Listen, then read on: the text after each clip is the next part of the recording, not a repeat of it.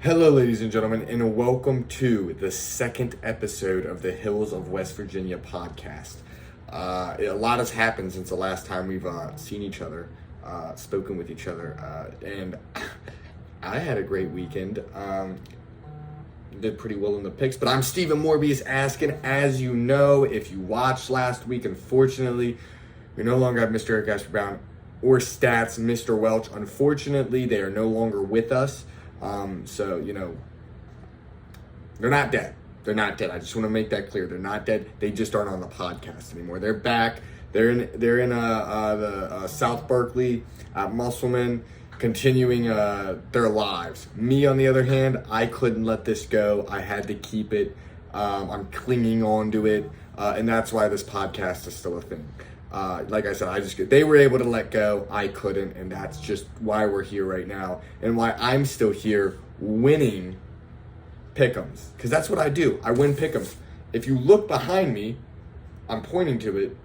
That's my prize from winning last year in the Hills of West Virginia podcast pick'em against Mr. Eric Ashby Brown. Tune in, go back and watch those videos. They're great. Listen to them, watch them, whatever. It's fantastic stuff. Anyways.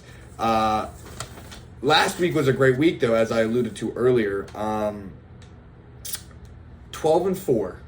19-4, 6-3, 37-11.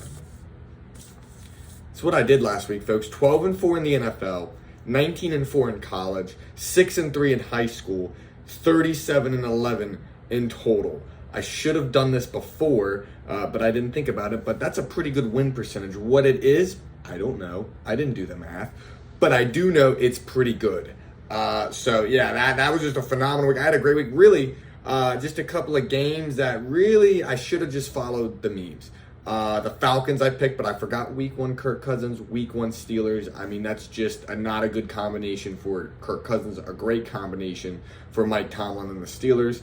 The Commanders just suck, and really I would have picked the Bucs, but they're my team, and I never pick against my team.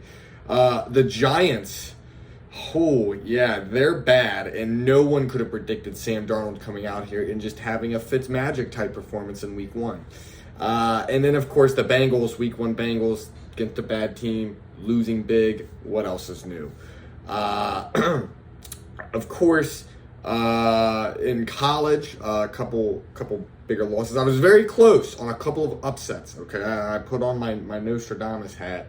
It was very close. You had Tulane, who I almost predicted an upset there. I picked, Middle Tennessee did not almost have an upset. They suck. I picked Kansas. They let me down. I picked Iowa. They let me down. You know who didn't let me down, though? WVU. Okay, the Mountaineers went out there against Albany, had a great game. Garrett Green finally started to look like the guy we all thought he would be against Penn State. Just had to wait a week. 49-14, big win there. They get a big matchup, backyard brawl this week. We'll talk about that later. And then, of course, in high school, Cabell Midland. The thing of it is it was tough to gauge because I know there's been a lot of transfers and stuff. Didn't really know how Cabell Midland was going to look against Ironton. They got smashed. University got smashed. Musselman was winning at halftime, I believe, but then they got smashed. So 6-3 there. Other than that, did a great job picking last week. But I mean, what else is new, folks? I mean, it's just what I do. I win. I'm a winner. So really, like I said, fantastic job by me. This is me giving myself a pat on the back, folks. But we're going to look forward, right? You have to look in the past a little bit, reflect on the things you did well or you didn't do well. But I did a lot well last week, so there's not much to reflect bad on.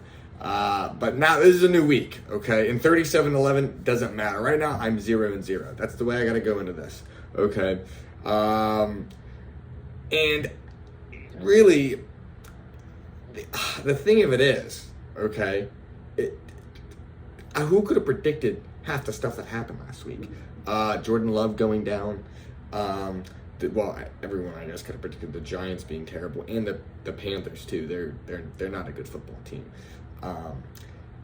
Aaron Rodgers. I mean, like I said, some of it. Just some of the things you just really couldn't predict. That's the thing about the NFL. There's so many variables. But I did a pretty good job at it. So, like I said, I'm very proud of myself about that. But this week, let's get into it. Let's get in with our first game tonight. Now, I'm recording this at 6:19. Right now, currently, it's 6:19. So the game has not happened yet. But because it's probably going to go up later while the game is on. Bills, Dolphins. Thursday Night Football. I'll say this about last week. Ravens, Chiefs, fantastic game, right down to the finish. Eagles, Packers, fantastic game, right down to the finish. God rest Jordan's soul. Or God rest Jordan Love's soul. That was a hard sentence to say. Lions and Rams was a fantastic game. They always run that, and I think it was just fantastic. And then, of course, 49ers, Jets was just kind of meh. Tonight, though, I expect this to be a good game. The Bills versus the Dolphins. Of course, the Dolphins right now, I mean, who knows, okay? Tyreek Hill went out there, got arrested Saturday morning, wrongfully, and then went out there and bowled out against the Jacksonville Jaguars, and the Dolphins won. Thursday Night Football, it's in Miami, and I feel very inclined to pick the Dolphins. I feel like that maybe they just got good juju on them right now, given the fact that, Tyreek Hill beat the case or whatever very quickly because he played in the same day. But I think I'm going to take the Buffalo Bills. Josh Allen. Last week they had a very slow start against the Cardinals. Kyler Murray was kind of dicing them up a little bit. Josh Allen couldn't get anything going. Well, they got going. They got going fast, and the Bills beat the Cardinals, I believe, 34-28. This week, I could see the same thing happening. Again, it's really just Josh Allen, and it's very, very, very, very steep drop-off for the rest of that team on that offense. It's Josh Allen. He's that offense. He's the heart and soul of that team. I'm taking the Bills. I think he's going to persevere and pull through. And besides, the Dolphins don't beat the Bills. Next game is the Raiders and the Ravens at M&T Bank Stadium, 1 o'clock on Sunday. No Friday games this week, unfortunately, which is very saddening. But Raiders-Ravens, this is an interesting matchup because, look, the Raiders are not a bad team, folks. Anthony Pierce, those guys are going to play well. They got Gardner Minshew, who's just going to produce some magic. But they went up against, I think, a very good team in the LA Chargers last week. Not just a very good team, actually a great team. A team that I picked to be the number 1 seed in the AFC and to finally dethrone Kansas City in the AFC West. But not in the AFC, but in the AFC West. But they still lost. And 0-1 is still not good, and you can't afford to go 0-2, whereas this Ravens team is also in the same boat. They played the Kansas City Chiefs, played very well, played very valiantly. They fought that game to the bitter end, and if Isaiah Likely didn't channel his inner Kevin Durant, maybe we'd be looking at a different situation right now. But unfortunately, that's not what happened, and the Ravens won that game, or lost that game by a score, 27-20. So, again, just unfortunate. But both teams, 0-1. I don't think the Ravens lose this game. If it was in Vegas, I would say maybe it's different because you got to go West Coast. But no, it's not going to be the case.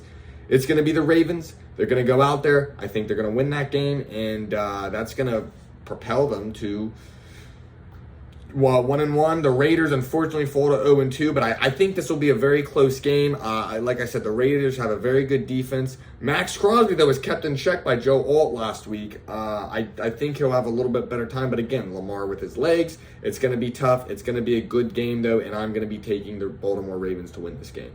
Oh boy, folks. So listen, stats, if you're watching this, I just want to let you know I'm sorry.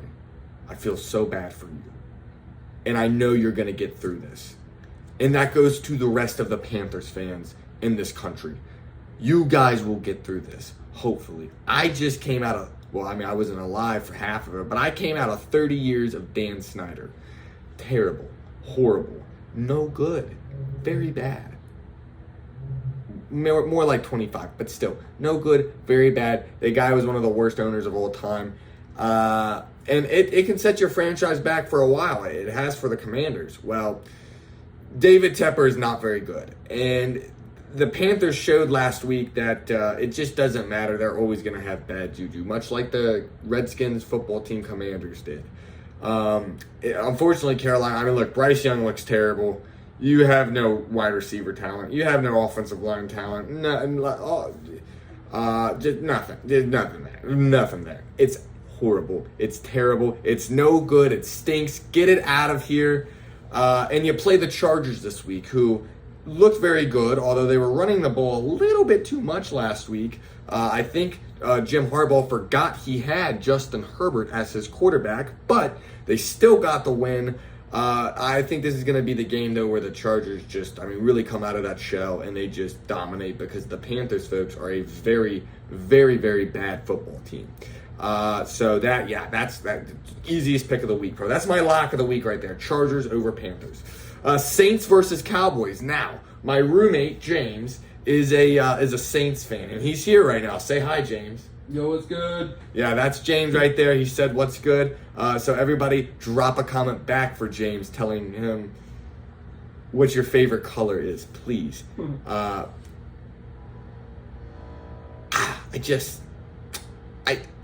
looking at my pick. And I hate to say it, folks, but the Dallas Cowboys will start 2-0. Now, James is a Saints fan, and I'm sorry, James, but I don't think the Saints are much better than 9 wins. I think that's their ceiling this year.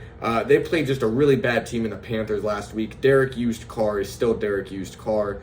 And the Cowboys, they looked very good. Zeke even looked good. They look like they're one succinct unit right now. They didn't look like they missed a beat. Losing Dan Quinn. Mike Zimmer had a great defensive plan last week. Also, Deshaun Watson, Watson is terrible. So I'll be taking the Dallas Cowboys to win this game. I think this Cowboys are most likely going to blow the Saints out, unfortunately. But you know what? James said it himself last week after the Panthers game. He said Dallas will bring him back down to reality next week, and I think that's going to happen. Next game is Bucs-Lions. Now this, folks, the fact that this is not a primetime game, yet Bears versus Texans are, or Falcons and the Eagles are, is just a travesty, because this is a playoff rematch from last year, and I think these are two very evenly matched teams. Obviously, Detroit can run the football. They will run it down your throat. That's what they did last week in overtime against the Rams. The Bucs, though, they'll throw the football all over you, and Baker will bake your secondary. He baked the entire Commanders' defense last week. That was terrible to watch, and I just... you may have killed the man, Ron Rivera, but you have not killed the idea of Ron Rivera. Dan Quinn, that was bad. But we're not talking about the Commanders right now. We're talking about Tampa Bay. And I'll tell you what, for a child, Baker Mayfield has done pretty good for himself. And I think right now, looking at the whole situation, he's just got to be enjoying his life right now. So Bucs, Lions.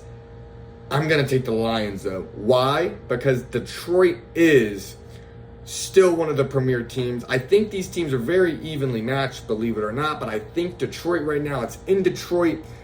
They've got a tough stretch ahead of them, a lot of playoff teams they'll be playing, but I think they're going to get this win. They've kind of shown that they I don't want to say own Tampa Bay, but they've beaten Tampa Bay 2 of the last 2 times they played each other, if that made any sense, including the playoffs. So I'll take Detroit. I think Detroit will probably honestly win by about 7. I think this will be much, much closer than in years past. I think Tampa Bay is going to be an offensive showcase, but I'm taking Detroit to win this game. Now, the next game, Colts-Packers in Green Bay. But the Packers are missing a very, very, very key asset, and that is Jordan Love. He's hurt, grade 2 grade 2 meniscus strain. That's huge. 6 weeks, could be longer. You never know. Grade 2s are never good. So it's Malik Willis time. And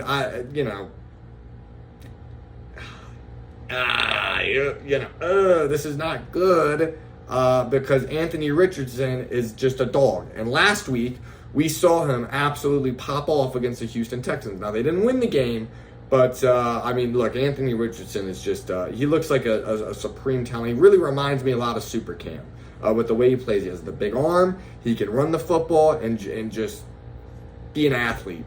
I think the Colts are going to win this game probably by about 2 scores. I think the Packers are good enough. They have enough weapons to kind of keep the game close. But they didn't really play particularly great last week. That defense was getting gashed, especially in the run game. And boy, oh, can Shane Steichen and the Indianapolis Colts run the ball on you? I think the Colts are going to win this game by 2 scores. I don't think it'll be, it'll be something like a 31-17 game. Will Green Bay score touchdowns? Yes. Will it be a lot? Not really. So yeah, I'm taking the Colts. Browns versus the Jags, folks. Yeah, there's just a lot to unpack here with this game. First off, for Jacksonville, yeah, you screwed the pooch last week. I believe it was like 17-0 they were up, and they lost the game 2017. Miami simply dialed in. But Trevor Lawrence wasn't the issue. Trevor Lawrence played very well, and the Browns defense got very much ripped apart by the Dallas Cowboys last week. I think T-Law is going to have a great game this week against the Cleveland Browns. And yeah, I think my pick is the Jags, but the Browns right now. I mean, can we not? Is there not a bigger mess of an organization than the Cleveland Browns? They have finally found some steady leadership in Kevin Stefanski.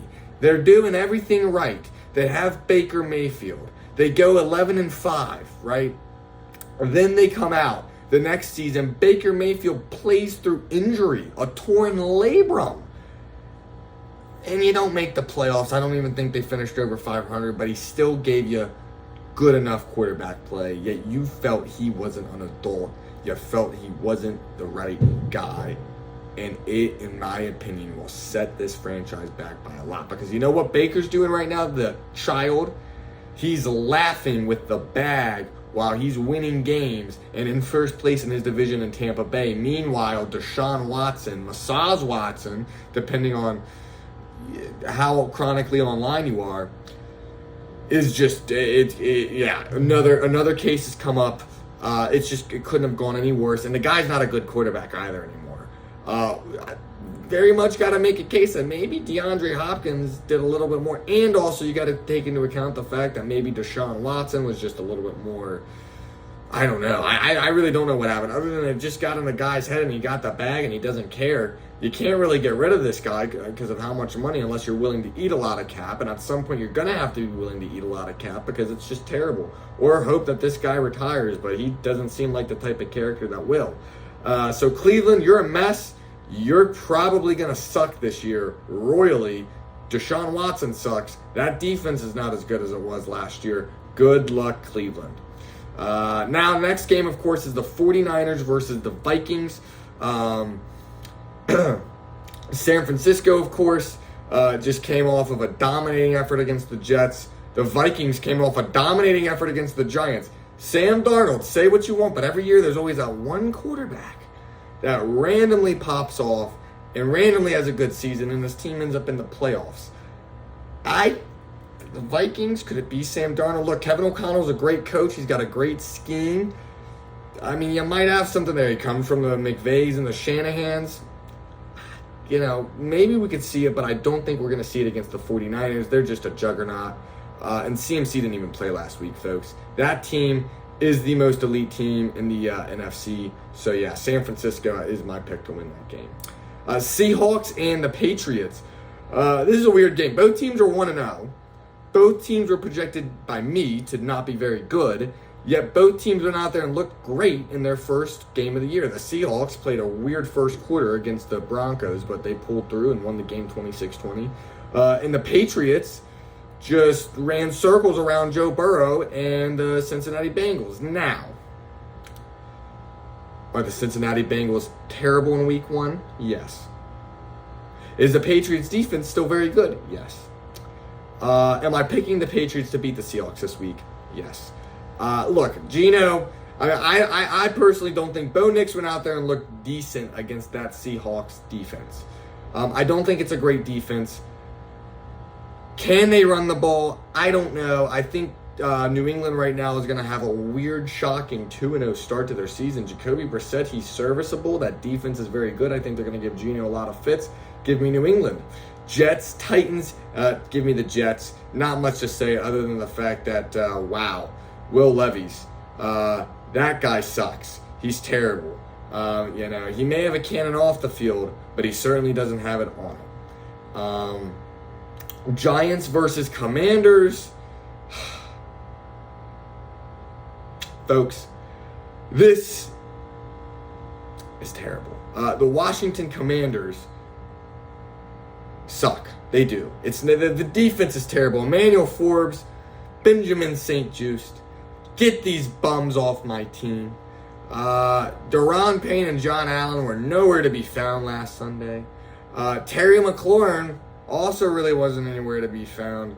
That receiving core is not very good. The tight ends suck. Brian Robinson was okay. The O-line is just atrocious. And Jaden Daniels is the only bright spot of this team right now. And maybe Brian Robinson and Austin Eckler. They played well. But Jaden Daniels, folks, I mean, this guy's probably going to win Offensive Rookie of the Year, barring the Bears make the playoffs, barring the Bears make the playoffs or finish over 500. Caleb didn't look great. Jaden Daniels did look good. He'll win them a couple games this year.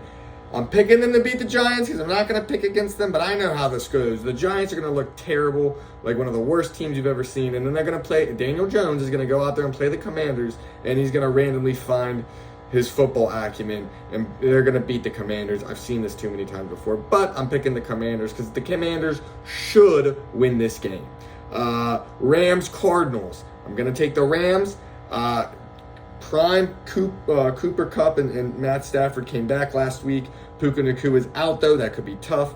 I think the Rams are really missing Aaron Donald because they got Jahmyr Gibbs and Jamison Williams had a field day running against that D-line last week. But I'm taking the Rams to beat the Cardinals. I don't think the Cardinals are a good team.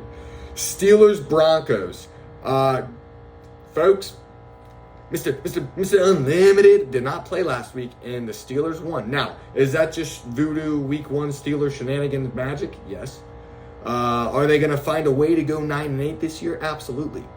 Is Justin Fields the future? Probably not. Neither is Russell Wilson.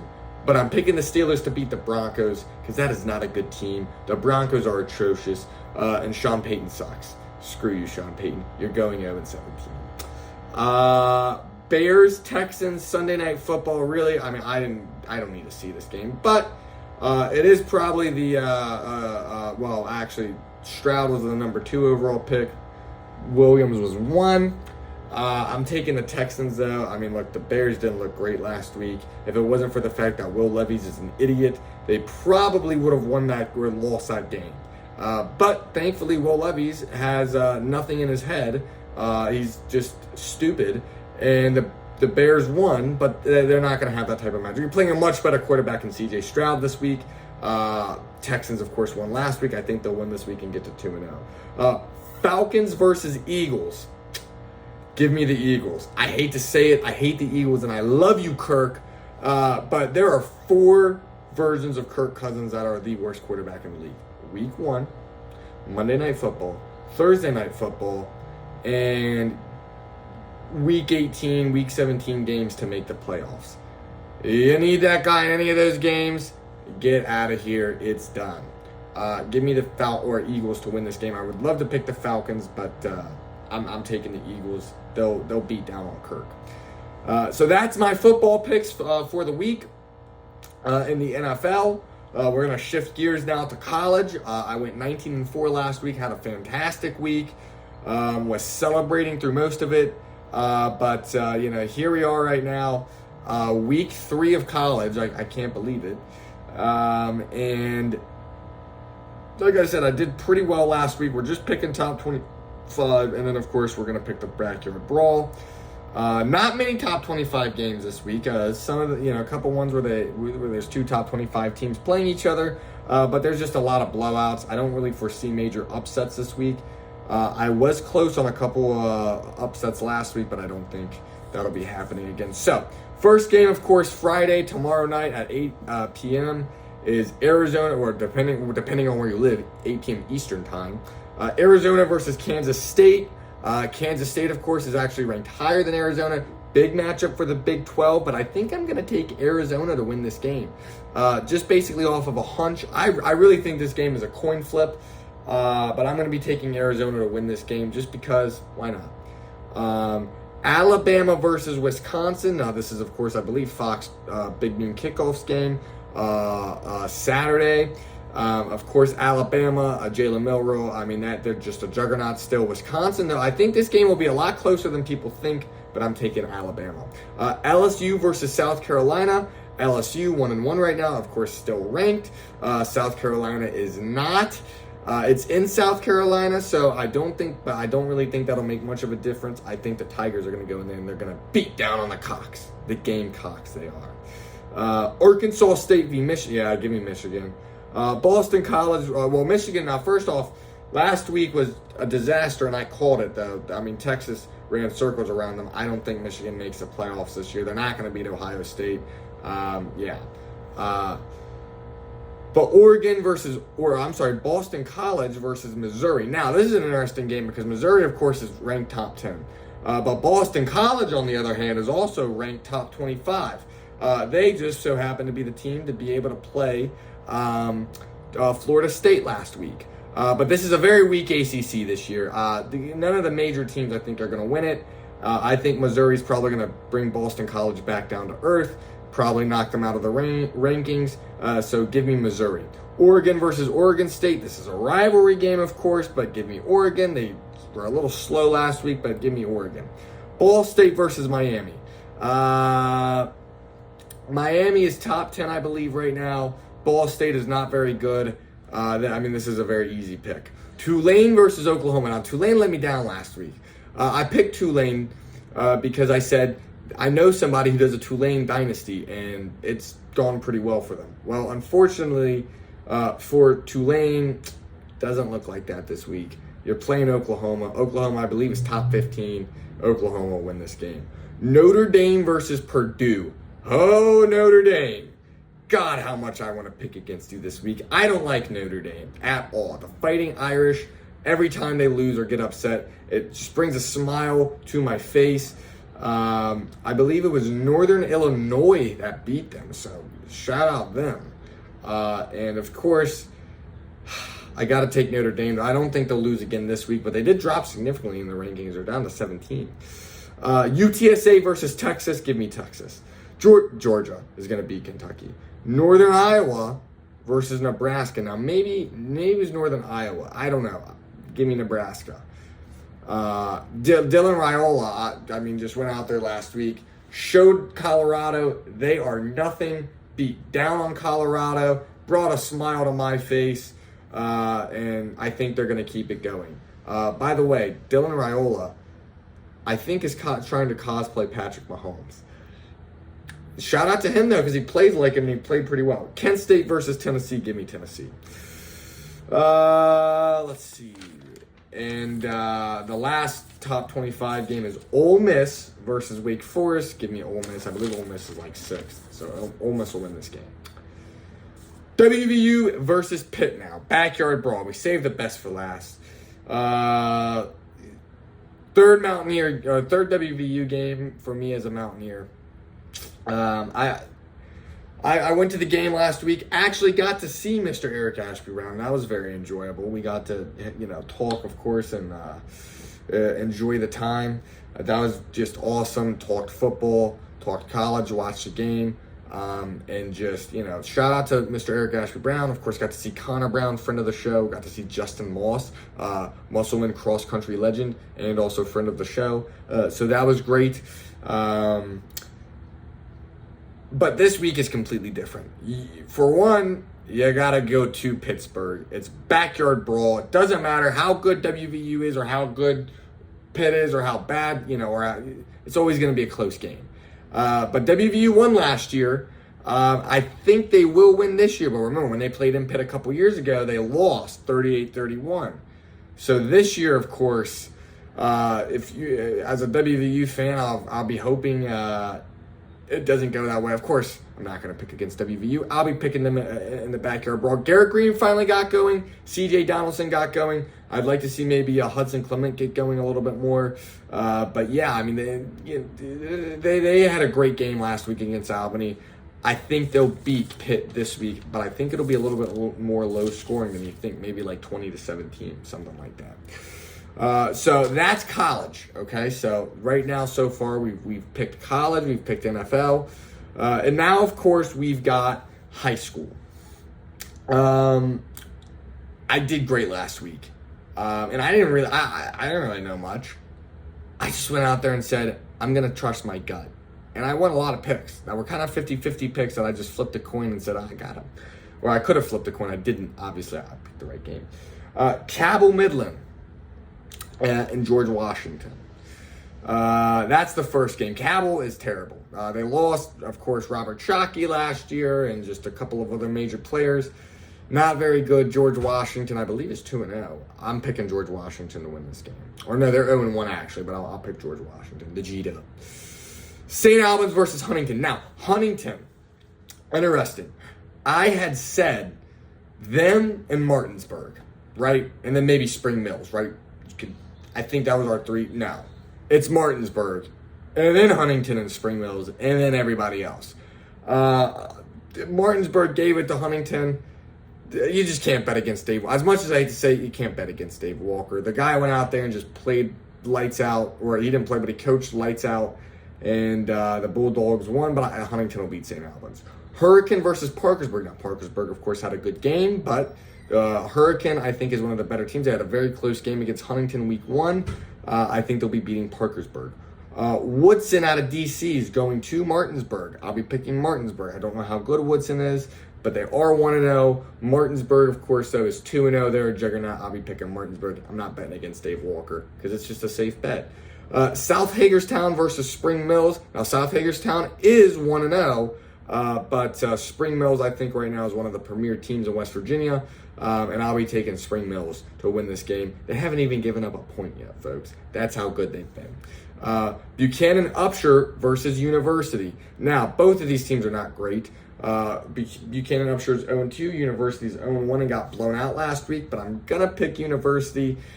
This is just more of, I think it's a 50-50 game, but, my gut tells me University, so I'm going with University. Park South and Woodrow Wilson. Now, Park South is 1-1, Woodrow Wilson's 2-0. Park South, I believe, I can't remember who they lost to, but they're not a bad team, but they're probably more middling in the pack. They'll probably be a 10th to 8th seed. Same thing with Woodrow Wilson. Again, I think this is a 50-50 game, but I'm going to be picking Woodrow Wilson to win this game. Washington going to Brooke High School. I'll be picking Washington. They're much better than people give them credit for. So I'll be picking Washington to win that game. Jefferson and Spring Valley. Again, keeping it Eastern Panhandle. I'll be picking Spring Valley, folks, because Jefferson does not look good. They got blown out by Spring Mills. They got blown out by Sharando. They're struggling. They lost a lot of major players last year. Give me Spring Valley to win this game. I think the woes for Jefferson continues. Morgantown and South Charleston. Now, South Charleston, of course, is AAA. Morgantown is Quad A. I'll be picking Morgantown High School, but when they played Bridgeport last week, it was not fun. Their run got shut down. Bridgeport out-physicaled them, and Bridgeport won that game. I believe it was like 49-0. It was not close. But I'll be picking Morgantown to rebound this week against South Charleston, who's not very good. Final game, final pick'em for week 2, episode 2. Wheeling Park going to the Musselman-Appleman. This game is in Musselman. Musselman, of course, getting to unveil their new turf. Congratulations to them on that. But they may or may not be needing to unveil a new football team soon because this current one is not working. They're 0-2. And now here's the thing. I actually know a lot of guys on the football team, so I'm sorry for that. That was a little bit harsh. But it's not been good. They're 0-2. John Hanley destroyed them. Loudoun Valley beat them down by 2 scores. It's been tough. It's been a struggle. Wheeling Park's a much better team than I think people think. I would be inclined to pick Wheeling Park, but I'm going to pick Musselman. I hope that they can figure it out this week. This is more of just I hope they do better pick. I think they can, and I think this will be a much closer game than people think. Again, Musselman's just got to get it together. So there's the pickup for week 2. But as you can see, I went through that a little bit fast because there's one other thing I would like to talk about here. And I'm sure you probably can deduce what it is. Now, we're not a political channel, but we are a channel, or I guess a podcast, but we are a podcast that does take advantage of opportunities. And we are in a position right now where the concern for this country, where it's going, is at an all-time high. Because Tuesday, we had the annual doom, or I guess the quad annual doom and gloom presidential debates. And may I just say, wow, we're screwed if these are our two options. I don't know who else you could say would be better, but I watched it, and oh my goodness, ladies and gentlemen. So for one who I think won the debate, I actually think Kamala Harris won the debate. Now, that's not saying, I guess for context, you would have to go back to the debate in June, and I actually don't think Biden did necessarily horrendous in that debate. Now, that's not a high bar, but he exceeded my expectations. He had a couple of fiery moments against Trump, but again, I mean, the guy, we've known this since 2019, the guy just wasn't there, and he was struggling. So, but I think he did do a little bit better than I expected, but it still wasn't a great performance. But Trump, on the other hand, didn't have a great performance either, and I really can't say anyone won that debate. Maybe you could make a case for Trump just because Biden talked. Well, Kamala, I think you can say the same thing for in this debate. She won this debate, but mainly because Donald Trump is just a comedian. I mean, really, this guy is hilarious. Honestly, in another world, if Donald Trump doesn't go into politics, the guy is just beloved by many because this guy is just funny. It's really been the case since 2016. I mean, here's the thing that we got to understand. And really, these two candidates were not that much different if you really look at it, with really what they were saying. And really Trump's whole shtick since he's come in is he's going to say a lot of crazy things that are going to emotionally resonate with people. And he's not really going to have a plan for how he's going to get any of the things done, or really a plan at all. Well, actually, no, he has a concept of a plan. But he doesn't really have an idea of how he's going to get there. He does a couple of, solid things while he's a president, like, getting out of NAFTA, putting tariffs on Chinese products. But other than that, I mean, he's not really doing it. It's more or less status quo. He's not a politician. He doesn't know how it works. It's a whole lot of nothing burgers with Donald Trump. Same thing with Kamala Harris. Listen, she's always been a grifter, folks. Okay? 2019, remember when she, co-signed on to a Medicare for All bill that she didn't even really believe in, and then eventually it died and she didn't care. She's very corporate, very centrist, very whatever gets her elected. But she's a charming person. Kamala, I'm sure, is a very nice person. But as a nice person, a good president, I don't know. But I mean, yeah, she really didn't have to do much. And it's not really like, she had a couple of great points, especially on abortion. She hit Trump hard there. Also Trump, was just killing himself. She also did a fantastic job at rage baiting the guy. Like I said, she just let the guy talk. She let the guy show himself. And I don't think Trump had a great debate. I think she had a decent enough debate. I don't feel confident that if she is the president, though, she's going to actually get stuff done that we need to get done in this country. And that's just unfortunate, but that's just the way I see. I will say I think Biden's been a little bit more progressive, and I can't say I've been necessarily upset with the Biden presidency. A lot of the things that, of course, the conservatives will attack him for, I don't think I would attack him for, with things like Afghanistan, Build Back Better. A lot of these things, this infrastructure. These weren't terrible things. But again, it was just the same. It was just the same old status quo. Okay, didn't really get student loan forgiveness pushed through. Pulled out of our Afghanistan, but obviously Afghanistan is still a mess. But it's always going to be a mess. He just had to do it. And of course, obviously he's gotten the economy back to a decent spot. Inflation's a little bit high right now, though. He hasn't necessarily done, I think, enough right now to necessarily get inflation under control. There's just still so much money being pumped to Wall Street, to Silicon Valley, to these big businesses. And of course, that's created the inflation we have right now. Of course, COVID with the supply chain. So a lot of it's been very much status quo. Obviously, it's very much like Obama was. Look, Obama, by any means, for the current standard of U.S. presidents, wasn't a bad president. Again, that's not a very, very high standard. That's actually a very, very low bar. But he was better than Bush. And obviously, he was left with the 2008 financial crisis. Biden was left with COVID. I guess they're really, again, like I said, him and Trump, their policies, their stimulus packages and stuff has helped kind of slowly bring back the economy. I don't think it's a dire situation right now, or at least it's not as dire as it was. Well, it's not worse than it was 4 years ago. I'll put it to you that way. It's really not worse than it was 8 years ago. But that's what you're going to get out of Kamala Harris. Status quo. Now, I like Tim Walz. I like what he's got to say. I think he's a very progressive guy. I think he truly does care about the American people. But unfortunately, I don't think he's going to be enough to get true policy change, to truly push this country to where it needs to go. And unfortunately, again, like I said, I mean, but look, Kamala had a good debate. She said the right things a lot of times. Was very good at rage baiting Trump. Trump, on the other hand, I think the guy has just lost his luster of what he was. Donald Trump in 2016 probably would have wiped the floor with Kamala, much like he did with Hillary. He was very punctual and on point with Hillary. Because remember, Hillary was taking the very ultra-centrist point of view on a lot of things, right? Because she felt, and the Democratic Party, I'm sure, felt at the time that that's where they were at, that's where the people wanted them to be at, and they could finally enact their centrist policies, their true liberalism. But unfortunately, Donald Trump went in there and hit her with left-wing populism, actually, sort of, in a sense, really just a mix of left and right-wing populism. Came in, hit her, talked about NAFTA, talked about how much the middle class was suffering, just attacked neoliberalism, which is what she represented, and Trump won. But unfortunately, with Biden and stuff and the progressive movement that happened through the mid-2010s, the Democratic Party almost kind of revamped itself a little bit, and so the leaders kind of had to start taking on a little bit more left-leaning approaches to things, and that, of course, is why Donald Trump lost, because at the end of the day, Donald Trump is not a legit left-wing guy. He's a Republican.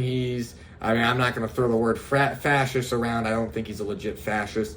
Okay. He's a right-wing populist, though. That's what he is. Remember, the MAGA movement is essentially the Tea Party movement. Just all those people, when they lost, in 2012, didn't really have anywhere to go. Donald Trump comes in, takes that movement, but I mean, it's nowhere near fascism. But I think Trump's luster has wore off. He's just not the same. And I mean, again, really, if I had to describe Trump's debate performance, it was as if I was scrolling through the Elon Musk section of X, Twitter, whatever you want to call it. I mean, really, or Reddit or Discord or whatever. Not that I don't scroll those, okay? Please, promise. Just know that I don't scroll those. But that's the rhetoric we're getting. I mean, they're eating the dogs, they're eating the pets. I mean, that is stuff that... And again, I know there's been eyewitness accounts in Springfield, but I don't think it's. I mean, it's just ridiculous, and I don't think it's a legit thing that happens. And really, again, it's just the right-wing media. It's the fear mongering that they do. They want to fear monger. They want to try to breed that hate, that they feed off of. Because at the end of the day, republicanism is betting against yourself. It's voting against your own interest. And that's what a lot of Republicans, I think, find themselves in. And of course, when their situation's not good because of right-wing policies like trickle-down economics, when it starts to breed that hate. Now, I'm not saying this is all Republicans, okay? I'm just saying that this is, I think, a lot of those MAGA guys. And then, of course, I mean, Trump's talking right to them. He's hitting all the beats and notes.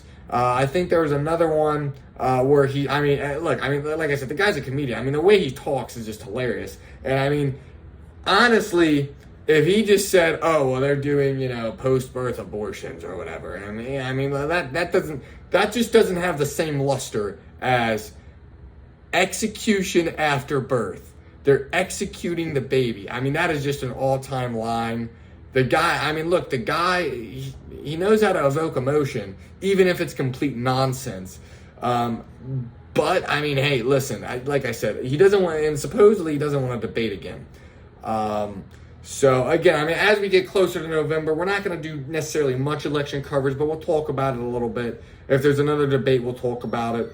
We'll obviously talk about the election really more when we get into October. We'll be looking at polling and stuff. I'll be giving predictions because unfortunately I don't see, as of now, a Donald Trump victory. Not even fortunately, I just don't see a victory for the guy. So, you know, it's if you're a MAGA guy, I think the movement's coming to an end. This will be back-to-back elections, but I mean, right now, while Trump did kind of make a little bit of a comeback, as Kamala wasn't pushing much policy, and also he had the RFK bump, I think Kamala, this debate is going to help push her over the line. She's probably going to, in my opinion, most likely be over 50% in the polling. I think she had a solid enough debate performance to evoke,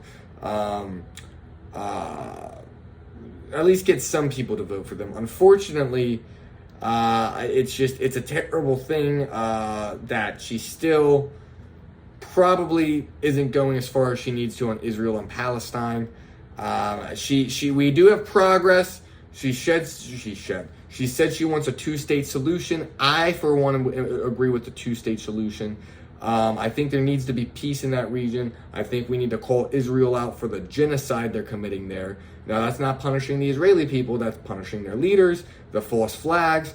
Also, again, you have to punish some of Hamas, too. This is a war. It's terrible. It's horrible. And, but unfortunately, I don't see the status quo changing again with Kamala Harris. So, like I said, that's just the big points right now. I think she'll win the election.